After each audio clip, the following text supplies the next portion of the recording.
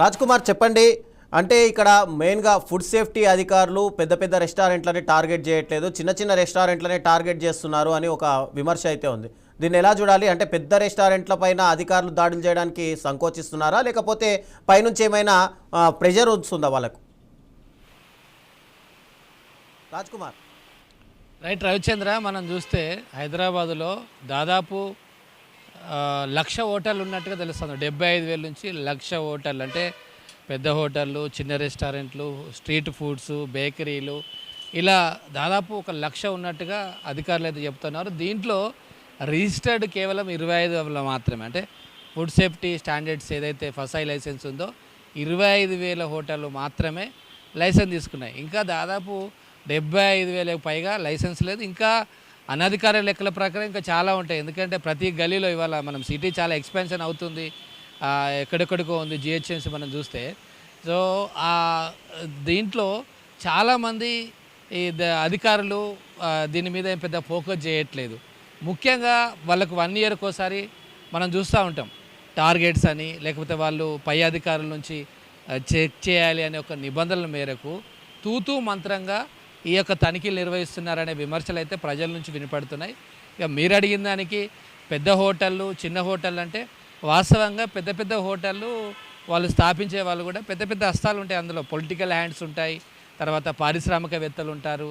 So అందులో కొంతమంది హైజెనిక్గా కొంతమంది చూస్తాయి, కిచెన్స్ కావచ్చు, లేకపోతే లోపల ఫుడ్ కావచ్చు. కానీ ఎక్కువ మట్టుకు అపరిశుభ్రంగా ఉన్న పరిస్థితులు అయితే మనకు కనబడుతున్నాయి.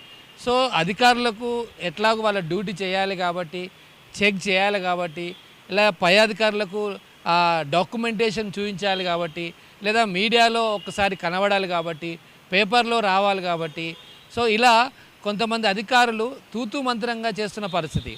ఇప్పుడు ఒకప్పుడు అధికారులు ఇప్పుడు కనబడట్లేదు. నీతి నిజాయితీతో ఉద్యోగం చేసిన పరిస్థితులు ఇప్పుడు చాలా తక్కువ మందే ఉన్నారు. ఆ ఒక్కరిద్దరు ఉంటే వాళ్ళను కూడా పనిచేయని పరిస్థితి, పైనుంచి ఒత్తిళ్ళు. ఒకవేళ ఎవరైనా ఒక మంచి ఆఫీసర్ వెళ్ళి ఏదైనా ఒక హోటల్ని కనుక చెక్ చేస్తే పైనుంచి ప్రెజర్ రావడం, ఒక ఎమ్మెల్యేనో ఒక మినిస్టరో లేకపోతే ఇంకెవరైనా ఒకరు వాళ్ళను ప్రెజర్ చేయడం. సో ఎందుకు మనకి హెడ్ఏకి తలకాయ నొప్పి ఎందుకని ఇలా కొంతమంది అధికారులు ఎఫిషియెంట్ ఉన్నా కూడా, ట్రాన్స్పరెన్సీ ఆఫీసర్స్ ఉన్నా కూడా వాళ్ళు వెళ్ళలేని పరిస్థితి. సో మిగతా వాళ్ళందరూ కూడా మనం చూస్తూ ఉంటాం, వెళ్తారు, దాడులు చేస్తారు, మీడియాలో వస్తుంది అడావుడి, తర్వాత వాళ్ళు ల్యాబ్కి వెళ్తారు, ఆ ల్యాబ్లో రిపోర్ట్లు రకరకాలుగా మాయమవుతాయి, అక్కడ మేనేజ్ చేస్తారు, ఇక్కడ మేనేజ్ చేస్తారు. సో ఇలా 2 వర్షన్స్ ఉన్నాయి. మేము ఎన్ని దాడులు చేసినా కూడా లాస్ట్కు వాళ్ళకు పనిష్మెంట్ రావట్లేదని కొంతమంది నీతి నిజాయితీ అధికారులు వాపోతుంటే, మరికొంతమంది ఎందుకులే మనకు వచ్చిన బాధ, మన డ్యూటీ మనం చేసుకుందాం, ఎప్పుడో ఒకసారి నెలకోసారో 2 నెలలకోసారో 3 నెలలకోసారో దాడులు నిర్వహిద్దాం, పై అధికారులకు రిపోర్ట్ ఇవ్వచ్చు అనేది ఒక వర్షన్. ఇక ఫస్ట్ కోవకు చెందిన వాళ్ళు ఒకవేళ చేస్తే పై అధికారుల నుంచి ప్రెజర్, డిపార్ట్మెంట్ నుంచి వదిలేయండి అయ్యా, సరే చేశారు కదా, అదేదో ల్యాబ్కు పంపించండి, అదేదో అయిపోతుంది, క్లియరెన్స్ ఇవ్వండి, ఎన్ఓసి ఇవ్వండి, వాళ్ళ పని వాళ్ళు చేసుకుంటారు. ఇలా నిజంగా చెప్పాలంటే ఇవాళ మనం హైదరాబాద్లో చూసినట్లయితే అడుకడుకు ఒక హోటళ్ళు, బేకరీ, పానీపూరి సెంటర్లు, రకరకాల హాస్టల్స్ కూడా ఉన్నాయి. వాళ్ళ హాస్టల్స్ కూడా పెద్ద ప్రశ్నార్థకం. ఎవరు పడితే వాళ్ళ హాస్టళ్ళు, ఎక్కడ పడితే అక్కడ ఒక ఎన్ఓసి ఉండదు, ఒక ఫుడ్ సేఫ్టీ లైసెన్స్ ఉండదు. ఒకవేళ లైసెన్స్ ఉన్నా కూడా దాని యొక్క సేఫ్టీ మెజర్మెంట్స్ వాడుతున్నారా లేదా, ఆ వాటర్ ఎలా ఉంది, ఆ తనిఖీలు చేసే ఓపిక అధికారులకు లేదు. ఒకవేళ తనిఖీలు చేసిన పైనుంచి ప్రెజర్. రమేష్ చెప్పండి, ఒకవైపు తనిఖీలు చాలా వరకు అటు ఆరోపణలు అయితే వినిపిస్తున్నాయి, దీనిపైన అధికారులు ఏమంటున్నారు? రమేష్.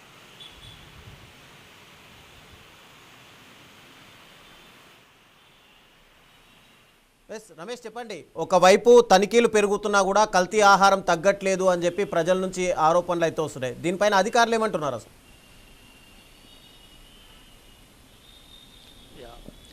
రవిచంద్ర, ఏదైతే జిహెచ్ఎంసీ పరిధిలో రెగ్యులర్గా ఆహార తనిఖీలు అయితే కొనసాగుతున్నటువంటి పరిస్థితి ఉంది.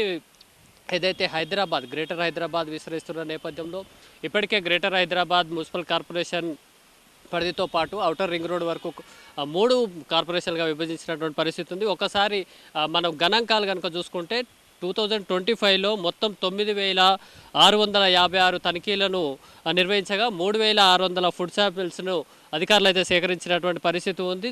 రెగ్యులర్గా సాగుతున్నటువంటి ప్రాసెస్ సంబంధించి కేవలం కొత్తగా ఏర్పడినటువంటి సైబరాబాద్ మున్సిపల్ కార్పొరేషన్ చూసుకుంటే ఇక ఈ ఏడాది జనవరి నుంచి ఏప్రిల్ వరకు అంటే 4 నెలల కాలంలోనే 22 కేసులు రిజిస్టర్ చేయడంతో పాటు 28 మందిని కూడా అరెస్టు చేసినట్టుగా కూడా ఫుడ్ సేఫ్టీ ఆఫీసర్లు చెప్తున్నారు. సేమ్ టైం దాదాపు 64 లక్షల రూపాయల వాల్యూ చేసేటువంటి ఫుడ్ మెటీరియల్ కానీ మ్యానుఫ్యాక్చరింగ్ మెటీరియల్స్ కానీ అవన్నీ కూడా మెషినరీని కూడా స్వాధీనం చేసుకున్నట్టుగా ఆఫీసర్లు చెప్తున్నటువంటి పరిస్థితి ఉంది. కానీ వాస్తవంగా ఏదైతే పెరుగుతున్న జనాభాగా కానీ జనాభా ప్రాతిపదికన ఫుడ్ సేఫ్టీ స్టాండర్డ్స్కి సంబంధించి ఏదైతే రెగ్యులర్ ప్రాసెస్ ఏదైతే ఉంటుందో ఒక స్టాండర్డ్స్ కండిషన్స్ కానీ రూల్స్ కానీ లేకపోవడం ఈ కల్తీ నకిలీ ఫుడ్కి అయితే అడ్డుకట్ట వేయలేనటువంటి పరిస్థితి ఉన్నట్టుగా కూడా తెలుస్తుంది. మనము ఈ ఏడాది ఏప్రిల్లో చూసుకుంటే చార్మినార్లో జరిగినటువంటి ఒక హోటల్ మీద తనిఖీలు నిర్వహించిన పరిస్థితులలో దాదాపు 110 కిలోల కులిపోయినటువంటి చికెన్ కూడా అధికారులు స్వాధీనం చేసుకున్నారు. అదే సమయంలో బేగంపేట వద్ద ఒక చికెన్ షాప్ ఒక మామూలు రీటైలర్ చికెన్ షాప్ దగ్గర కూడా దాదాపు 50 కిలోల నుంచి 100 కిలోల మధ్యలో కూడా చికెన్ స్వాధీనం చేసుకున్నటువంటి పరిస్థితి ఉంది. కేవలం రోడ్ సైడ్ బిజినెస్ కానీ చిన్న బిజినెస్లే కాకుండా పెద్ద హోటల్స్ ఏవైతే ఉన్నాయో ఏదైతే సిటీలోనే ప్రముఖమైనటువంటి హోటల్స్ పేరొందినటువంటి బవర్చి కానీ అట్లాగే ప్యారడైజ్ హోటల్స్ కానీ దాంతోపాటు కొత్తగా వస్తున్నటువంటి రెస్టారెంట్లు సేమ్ టైం క్లౌడ్ కిచెన్తో పేరుతో ఒకే దగ్గర ఒక పెద్ద ఒక కిచెన్ ఏర్పాటు చేసి ఆ బ్రాంచ్లకు సప్లై చేసేటువంటి హోటల్ బిజినెస్ కూడా పెరుగుతున్న నేపథ్యంలో క్లౌడ్ కిచెన్ల మీద కూడా రెగ్యులర్ తనిఖీలు కొనసాగిస్తున్నారు. అదేవిధంగా నకిలీ అల్లం పేస్టు అట్లాంటి అల్లం వెల్లుల్లి పేస్టులు కానీ నకిలీ పాలకోవా కానీ నకిలీ పాలు మిల్క్తో తయారు చేసేటువంటి వాటిని మిల్క్ ప్రోడక్ట్స్ ఏదైతే పన్నీర్ టైప్ కానీ ఇతర రకాలైన జున్ను కానీ ఇలాంటి ప్రోడక్ట్స్ కూడా తయారు చేస్తున్నటువంటి పరిస్థితి ఉంది. కాబట్టి ఏదైతే జనాభాకు సంబంధించి సేమ్ టైం ఫుడ్ బిజినెస్ అనేది బాగా పెరిగిపోతుంది. ముఖ్యంగా సిటీలో లేట్ నైట్ కల్చర్ పెరిగిపోతుంది, నైట్ కల్చర్ పెరిగిపోతుంది. కాబట్టి బిర్యానీలు తినాలి అనే కోరికలు కానీ లేదా డిజర్ట్స్కి సంబంధించి ఈవినింగ్ టైంలో కానీ నైట్ టైంలో కానీ సేమ్ టైం మండీ బిర్యానీస్ బాగా హైదరాబాద్లో ఇప్పుడు ట్రెండింగ్లో ఉంటుంది. ఎర్లీ మార్నింగ్ వరకు అర్ధరాత్రి నుంచి ఎర్లీ మార్నింగ్ వరకు కూడా మండీ బిర్యానీ ఫ్యామిలీతోటి కానీ ఫ్రెండ్స్ తోటి కానీ ఎంజాయ్ చేయాలనే కల్చర్ పెరుగుతున్న నేపథ్యంలో ఈ ఫుడ్ సేఫ్టీ ఏదైతే ఈ ఫుడ్ బిజినెస్ ఏ మేరకు పెరుగుతుందో ఆ స్థాయిలో ఫుడ్ సేఫ్టీ ఆఫీసర్స్ కానీ వాళ్ళ రెగ్యులర్ తనిఖీలు కూడా లేనట్టుగా మనం అర్థం చేసుకోవచ్చు. ఇప్పటికీ జిహెచ్ఎంసీ పరిధిలో ఉన్నటువంటి డాటా ప్రకారం చూసుకుంటే 30 సర్కిల్కి సంబంధించి దాదాపు 25 మంది వరకు మాత్రమే ఎఫ్ఎస్ఓలు ఫుడ్ సేఫ్టీ ఆఫీసర్స్ ఉన్నారు. వీళ్ళకి మళ్ళీ ఇన్ఛార్జ్ పోస్టులు అంటే పక్కన ఉన్నటువంటి సర్కిల్ కానీ అందుబాటులో ఉన్నటువంటి సర్కిల్ని ఇన్ఛార్జ్ ఇస్తున్నటువంటి పరిస్థితి ఉంది. కానీ ఫుడ్ సేఫ్టీ ప్రస్తుతం ఒక గవర్నమెంట్ ఐడియల్గా తీసుకుంటున్నటువంటి పరిస్థితి 10 నుంచి 20 లక్షల మంది జనాభాకి ఒక ఫుడ్ సేఫ్టీ ఆఫీసర్ని పెడుతుంటే కానీ ఏదైతే ఫుడ్ సేఫ్టీ నిపుణులు కానీ ఒక ఐడియల్గా చూసుకుంటే 2 నుంచి 3 లక్షల మందికి ఒక ఫుడ్ సేఫ్టీ ఆఫీసర్ ఉంటే కనుక వీటిని కొంత నియంత్రించేటువంటి అవకాశం ఉందని చెప్తున్నటువంటి పరిస్థితుల నేపథ్యంలో కానీ ప్రస్తుతం ఏదైతే ఫుడ్ సేఫ్టీ ఆఫీసర్లు చెప్తున్నది మాత్రం రెగ్యులర్గా తనిఖీలు నిర్వహిస్తున్నాం. మనకు డాటా కూడా అందుబాటులో ఉంది.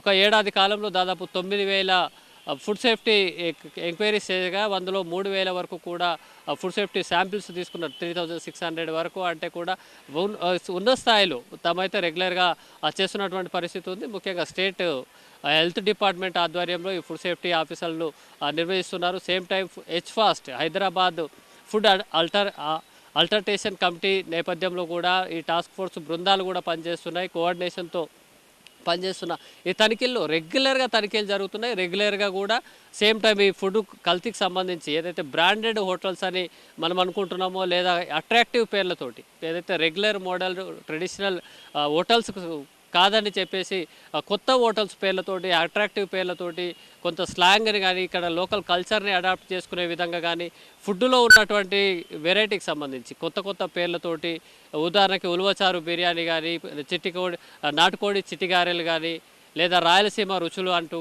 అంటే పేర్ల విధంగా కూడా అట్రాక్టివ్ చేస్తూ తీసుకుంటున్నటువంటి విలేజ్ కిచెన్ ప్రకృతి ఆహారం, ఇలా రకరకాల పేర్లను ఏదైతే ట్రెడిషన్ కొత్తగా వచ్చేటువంటి జనరేషన్ని ఆకట్టుకునేలా, ఫ్యామిలీని ఆకట్టుకునేలా అంబిషన్స్ను రూపొందిస్తున్నప్పటికి కూడా ఫుడ్ కల్చర్కు మాత్రం ఇదైతే పూర్తిగా కల్తీ కానీ లేదా నాణ్యత లేని ఫుడ్ ప్రోడక్ట్స్ను అందిస్తున్నటువంటి పరిస్థితి అయితే ప్రస్తుతం కొనసాగుతున్నటువంటి ఉంది రవిచంద్ర.